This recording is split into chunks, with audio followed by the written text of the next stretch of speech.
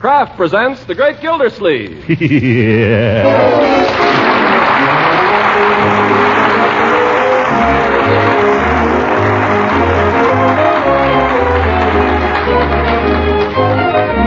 Kraft Cheese Company will also bring you Bing Crosby every Thursday night. Present each week at this time Harold Peary as The Great Gildersleeve, written by John Whedon and Sam Moore. We'll hear from The Great Gildersleeve in just a moment. Meantime, let me tell you what a friend told me the other day. She said, "We tried spreading parquet margarine on our bread for the first time last week, and we were certainly surprised. Why, it's really delicious." Well, I don't know why anyone should be surprised that parquet margarine tastes so good, because parquet margarine is made by Kraft. Yes, and made to be just as good-tasting and nutritious as all of Kraft's fine foods. Parquet's flavor is delicate and appetizing, just right for a really satisfying spread for bread. And what's more, parquet margarine adds important food values to meals. It's an excellent energy food, one of the best you can serve. And besides, every pound contains 9,000 units of important vitamin A. Yes, parquet margarine is both nutritious and delicious, and it's wonderfully economical, too. So why not treat your family to parquet margarine tomorrow? Just ask your food dealer for Parquet, P-A-R-K-A-Y. Parquet margarine made by Kraft.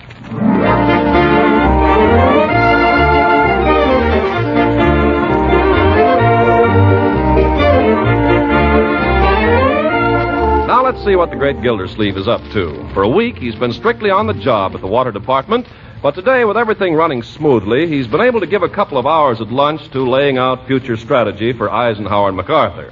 So we find him now at 4 o'clock in the afternoon, returning to his office to sign some letters before proceeding to the barber's shop. Hello? You still there, Mabel? So then we hung around for a while and... Oh, wait, I think somebody's coming. I'll call you back. Miss, you there, Bessie. Oh, hello, Mr. Gildersleeve. I was so busy finishing these letters, I didn't hear you come in. Yeah, that's just what I was going to ask. They're not done yet? All but 3, Mr. Gildersleeve, and I'll have those for you right away. But I only gave you 4. Any phone calls? No, sir. Oh, yes, there was one from the newspaper. The Indicator. What did they want? Well, it was kind of personal, Mr. Gildersleeve. What do you mean? Who called? The editor? No, sir. He said he was a society editor. What did he want? He asked when you were going to get married. Oh, well, the date hasn't exactly been set yet. What did you tell him? Oh, I didn't tell him anything, Mr. Gildersleeve. Good. I just said what you told me to say when people called up and I didn't know what to say. Huh? You did what? Well, I just did what you told me, Mr. Gildersleeve. He asked when you were going to get married, and I didn't know. What did you say? We regret there's been a slight delay owing to the shortage in manpower. That's all, brother. That'll fix it nicely. But, Mr. Gildersleeve, these letters... I'll sign them in the morning, and if the phone rings, don't answer it. Oh, that Bessie, I'm going to have to let her go.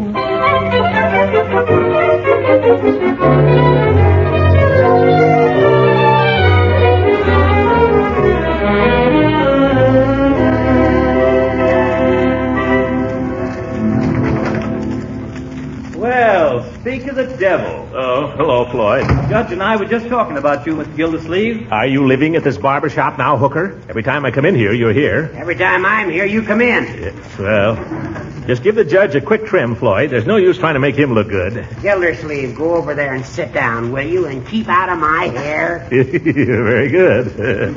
I was just saying to the judge here, Mr. Gildersleeve, I can't imagine you a married man. I'd like to know why not. Well, you know what they say, you can't teach an old dog new tricks.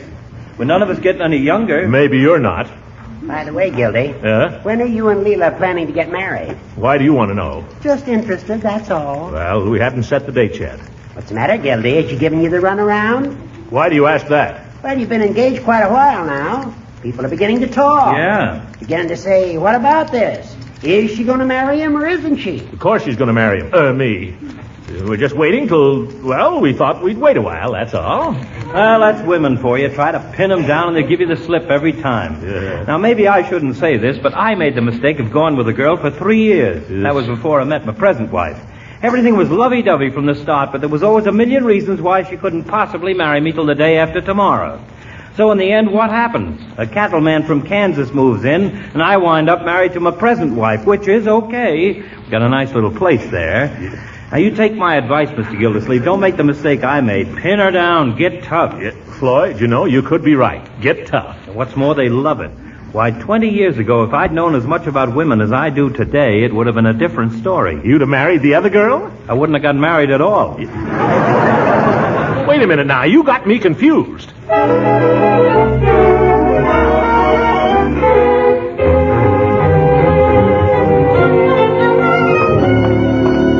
Be tough.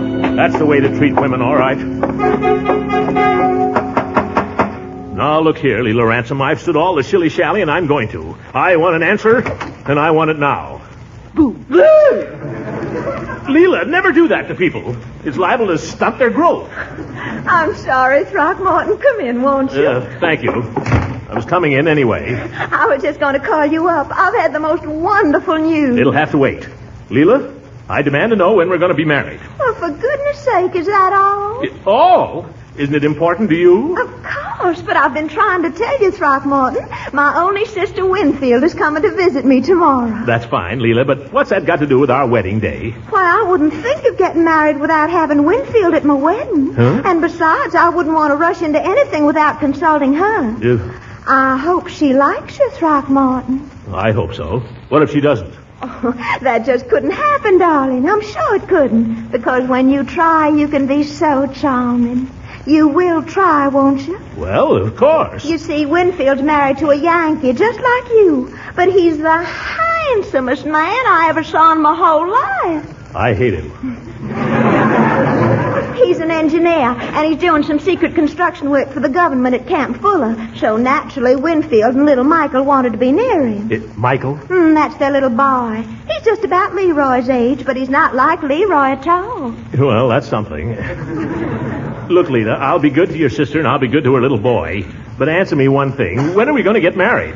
I'll tell you, Throckmorton. I'll let you take us both to lunch tomorrow, and we can ask her then. Oh, mercy, that reminds me. Here it is almost 9 o'clock, and I've got to get up and meet a 6 o'clock train tomorrow morning. Can't you stay up just a little longer, Leila? I'll meet the train. Oh, that's sweet of you, Throckmorton, but I'd rather.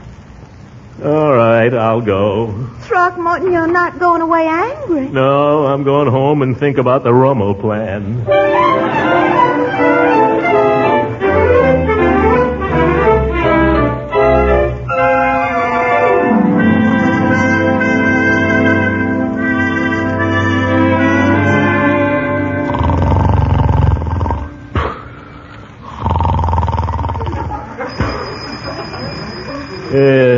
Wedding bells. Leon, wake up. It's after 7 o'clock. Go away. I want to dream some more, Leroy. Well, hurry up or you won't get any buckwheat cakes. If that's different, I'll be right down. Okay, I'll... Wait a minute, Leroy. What do you want? My cakes will get cold. Never mind. I have something important to tell you. You certainly picked the crummiest times to give out with the old malarkey. This is not malarkey. Shut the window. Turn off the cold air, turn on the hot. I heard that, Leroy. I meant turn on the heat. Now, listen to me, young man. Mrs. Ransom's sister is coming to visit her. Is she good looking? You're getting too fresh. The lady is arriving this morning, and I want you to make a good impression on her. Okay, what do you want me to do? Stay out of sight.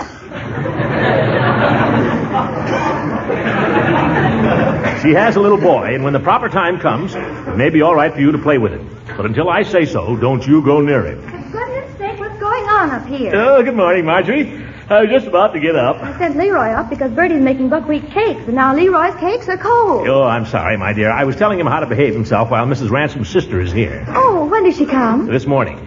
I'm meeting him for lunch today, but we'll have him here soon. And I want everybody to be as nice to her as possible. Well, I'll certainly do all I can, Uncle Mort. And I'll keep an eye on Leroy. Oh, sure. Let's all keep an eye on Leroy. No, young man. You better start keeping an eye on her. If you know what time she came in last night... Leroy, mind your own business. Mr. Gildersleeve, what's the matter with this family? Good morning, Bertie. I've been cooking here a long time, but this is the first time my buckwheat cakes ever run into a boycott. Now, Bertie. It's discouraging, Mr. Gildersleeve. Oh, but your buckwheat cakes are wonderful, Bertie. Maybe they are and maybe they ain't. All I know is that you and Leroy walked out on them, and your uncle won't even get out of bed to try a sample. Oh, but, Bertie, I was telling him about Mrs. Ransom's sister. She and her little boy are coming to visit Mrs. Ransom, and all of us must do our very best to make them happy. Yes, sir. That gives me an idea.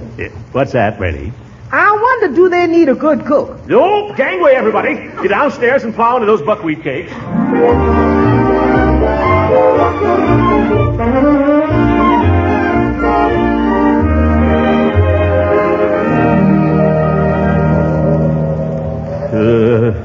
Nice windy corner I picked to wait on. Why can't women be on time? Throckmorton! Oh, Throckmorton, are we too frightfully late? Only about 3/4 of an hour. Oh, good. Huh? Throckmorton, I want you to meet my sister Winfield. Winnie, this is Throckmorton. Oh, how do you do? How do you do? Why, darling, he's the spitting image of Harvey Diefenbach. Only Harvey was thin. Well, isn't he? I see what you mean. I don't. Oh, you'd have to know Harvey to appreciate it. Well, this little man must be Michael. How are you, Mike? I'm very well, thank you. And you, sir? Huh? Oh, yes. Well, I'll bet you're a pretty tough customer. You want to fight, Mike? Put up your dukes. Oh, no, thank you. I'm not allowed to fight. Oh, Winnie, I'm so glad you're here. It's going to be just like old times. Won't it? You know, Leila and I were always together. People used to call us the Heavenly Twins. Oh, really? Well, you don't talk alike. Oh, well, Winnie's been up north so long, she talks like a Republican.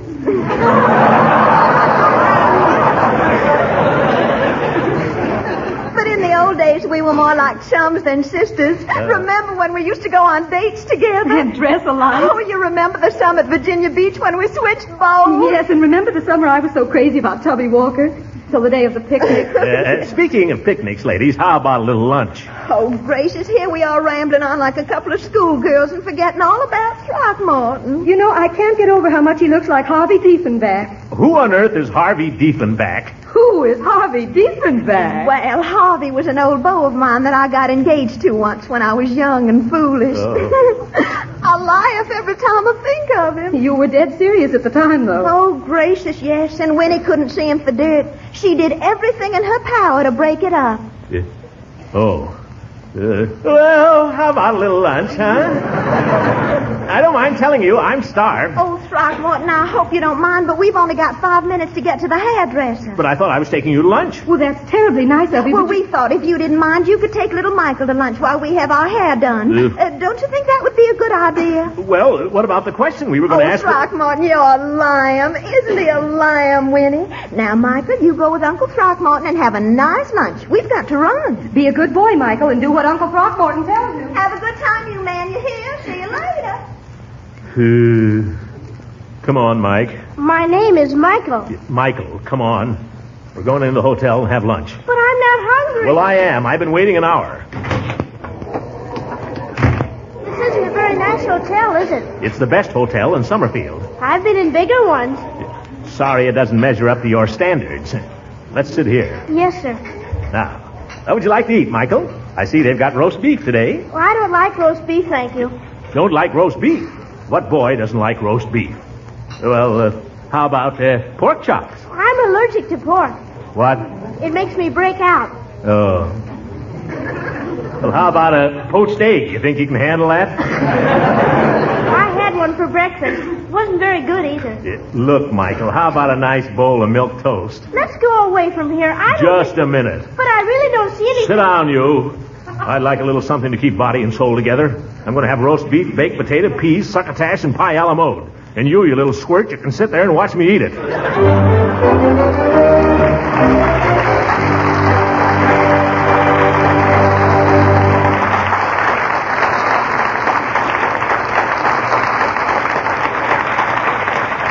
The Great Gildersleeve will be with us again in a few seconds.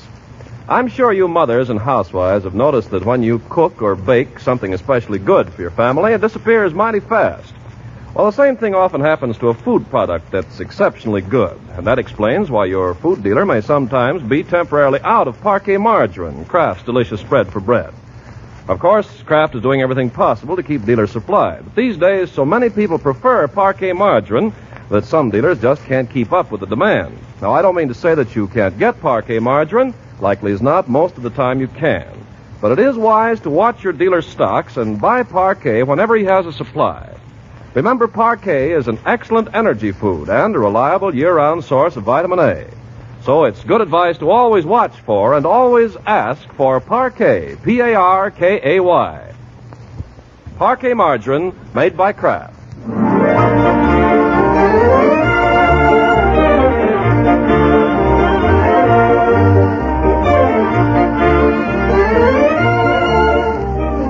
Now let's see how the Great Gildersleeve is coming. The last we saw of him, he was stuck with little Michael at lunch while Leila and her sister went off to the hairdresser's. Well, lunch is over now, and a couple of hours have passed, and we find Gildersleeve plodding up the front walk to his house, still with little Michael. Come on. What are you waiting for? Why are we going in here? This is where I live. Oh, it's kind of funny looking, isn't it? Listen, I know it's not much, but it's home to me. Now, come on. Whose bicycle is that? That's Leroy's bicycle. He doesn't take very good care of his things, does he? Yeah. Well, no, he doesn't. But he's a good kid. I'm just beginning to appreciate him. Bertie! Oh, you didn't wipe your feet. This is my house, and I can come in with dirty feet if I want to. That you, Mr. Gildersleeve? Bertie, has Leroy come home from school yet? I'll say he's home. I just caught him out in the kitchen stuffing himself with the applesauce I made for dinner. I don't know what's for dinner, Unc. That's all right, my boy. If you're hungry, it's a sign you need food. I like to see a boy eat anyway. Huh? Leroy, this is Michael. Hi. Michael, meet Leroy. How do you do? I've been looking forward to meeting you. Is he kidding?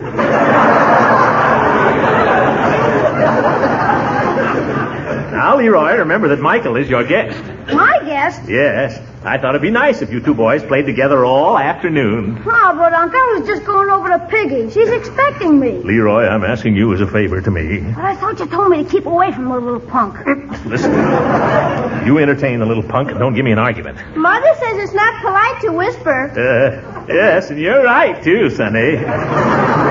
Here, Leroy, here's $1. Take it and entertain your little friend in any way you see fit. Okay, come on, Mike. Where are we going? Down to the drugstore. Do you like comic books? Oh, Mother doesn't allow me to read comic books. That's all right, Michael. You go with Leroy and have a good time. Oh, but Mother... Mother will never know.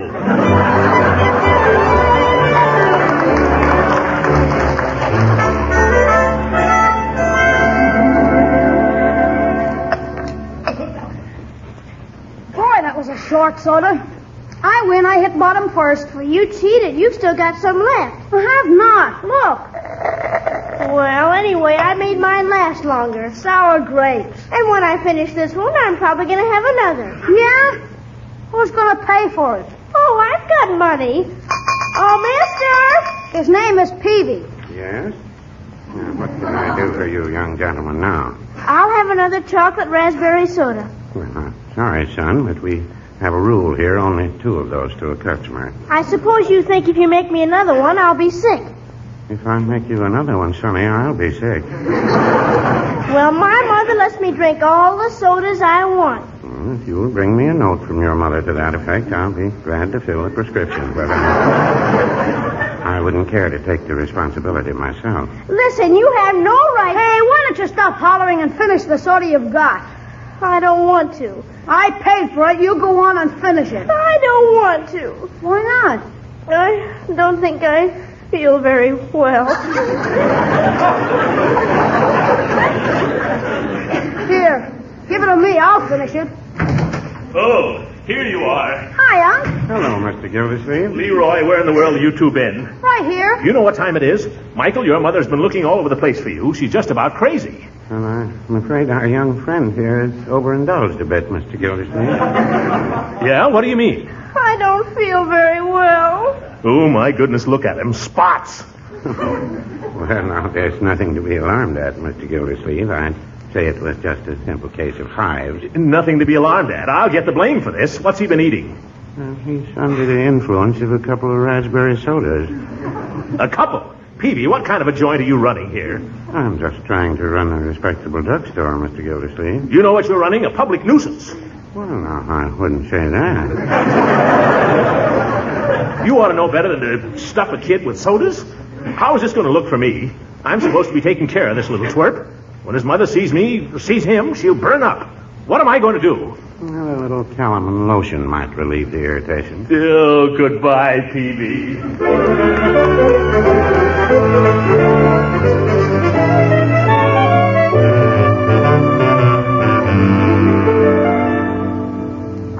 It's you, Throckmorton. I won't come in. I just wondered if little Michael was better today. A little better, I think. Fine. Keep him warm.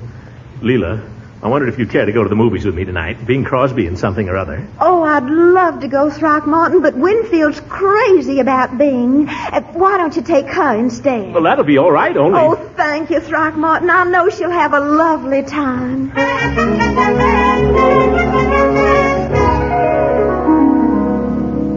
Hello, Leila. I have 2 tickets to the subscription concert this evening. Would you be able to go? Oh, Throckmorton, you must take Winfield. She just loves music. But I want to see you. Oh, you can see me anytime. When, for instance? I got these tickets just for you, Leila. I know. Get 3 tickets and we'll all go.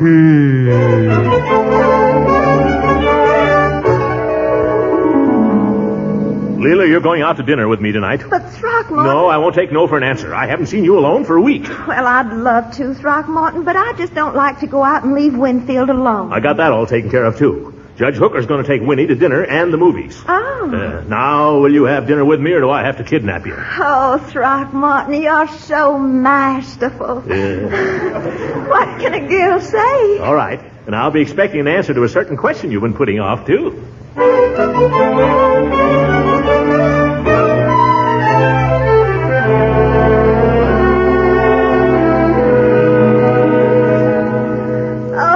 Goodness, Throckmorton, that was certainly a wonderful dinner. Well, I'm glad you liked it. Oh, but it's nice to be home here with just you. I hope Judge Hooker took Winfield to a nice place. Yeah, don't worry. The judge is a spender.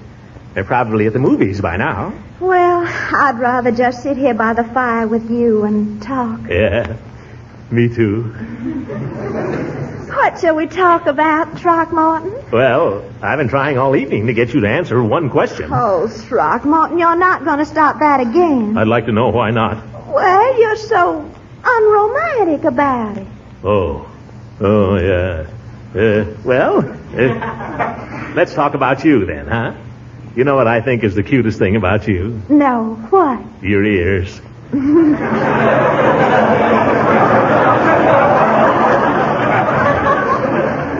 Your ears are so pink, and they stick out. Why, Throckmorton. From under your hair, I mean. Oh. You know, there's something I've been wondering for a long time. What? If you kiss a person in the ear, do they feel it or hear it?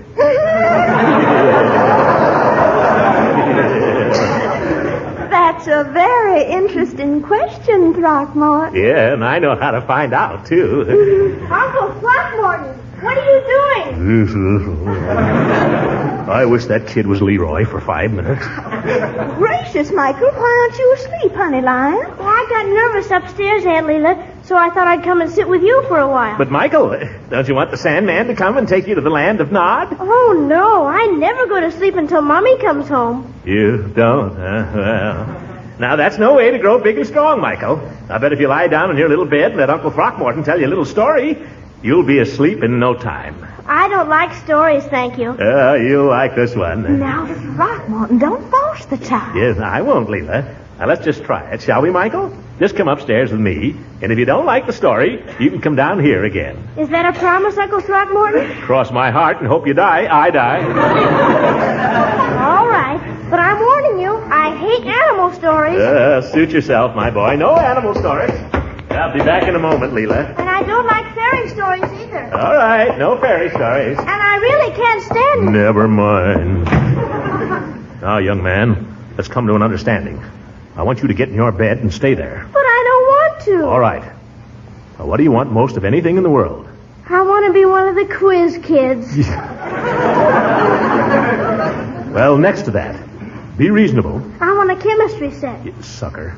What do they cost? $2.50, I believe. All right, here's $3. Now, do you think you can go to sleep? I think so. All right. Sweet dreams.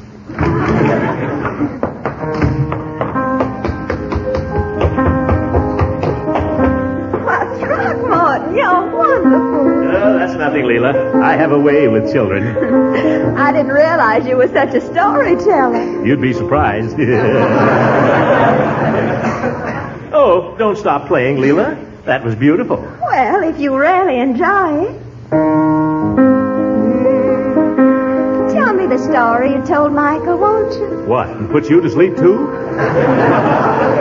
I'll bet it wouldn't. Tell me a story, Throckmorton. All right, I'll tell one just for you. Once upon a time, there was a beautiful princess named Leila. She was the prettiest princess in the whole world. Is the princess asleep for 100 years on account of a witch? That's right. And what does it take to wake her up? A kiss? From a prince? No, from a water commissioner.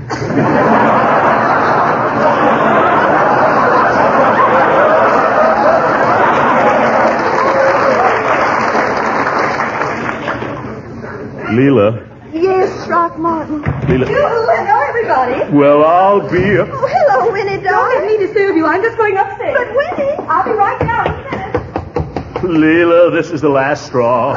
What do you mean, Throckmorton? You know what I mean. I wanted an evening alone with you, and here she is again. Well, I'm sorry, Throckmorton. Don't you try to pull the wool over my eyes. You and your sister planned this. But, Throckmorton, we didn't. I'm not blind, Leila. Your sister's doing to me just what she did to Harry Dittendorfer. Harvey Diefenbach. Harvey. I don't know what you're talking about. She's been keeping us apart, tearing me down, trying to break off our engagement. It's a conspiracy. Throckmorton Gildersleeve, I never heard such talk. It's not just talk, Leila. I'm through being made a fool of by your sister and your sister's little boy. You can choose between us right now. Mr. Gildersleeve, I will not deny my own flesh and blood for you or anybody else. Please consider our engagement at an end. Here. But what? Your ring. Good night, Mr. Gildersleeve. Good night.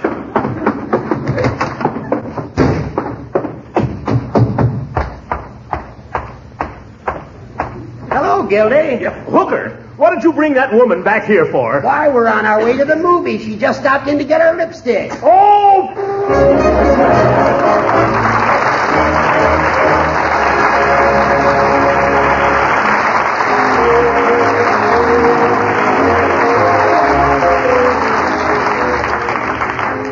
Ladies and gentlemen, here's a special bulletin from Washington. Price Administrator Prentice M. Brown announces that effective today, shoes are rationed. This includes all shoes with leather or rubber soles. Wartime requirements make this necessary. Every person will be entitled to buy one pair of new shoes during the next 4 months. There are only 3 things you must know. First, no shoes may be sold to consumers until Tuesday. Second, beginning Tuesday, every person is entitled to buy one pair of shoes with stamp number 17 of War Ration Book 1, the Sugar and Coffee Book. Third, the shoe stamp from the ration book of one member of a family may be used for any other member of that family group living in the same household. And here's a special word for shoe dealers. Remember, shoes cannot be sold at retail until Tuesday morning, but dealers may make and receive shipments and place orders as usual within the trade. Beginning Tuesday, retailers must collect stamp number 17 from War Ration Book 1 for every pair sold to consumers. Supplies are large enough to provide everyone with shoes and to give everyone his fair share. Good night, everybody. This is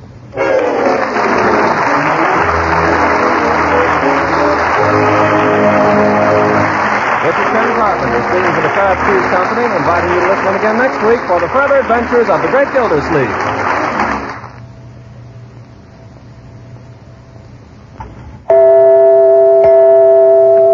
You women are having your shopping troubles these days. So let me tip you off to a quick solution to that main dish problem. At your food store, whenever you see the yellow and blue package marked Kraft Dinner, think of this. Macaroni and cheese ready in 7 minutes cooking time. You see, that Kraft Dinner package contains a special quick cooking macaroni that cooks fluffy, tender in boiling water. The package also gives you some Kraft grated so you can sprinkle in the cheese goodness in a jiffy. Just 7 minutes at the stove and you have a dish full of fluffy, light macaroni drenched in cheese goodness. A grand main dish all by itself. And a wonderful extender for a little leftover meat or chicken, too. Each package of Kraft Dinner gives you 4 good servings at the cost of only a very few cents a serving. Of course, this quick-made macaroni and cheese is extra popular right now, so it's wise to order your Kraft Dinner early in the week. This program reached you from Hollywood. This is the National Broadcasting Company.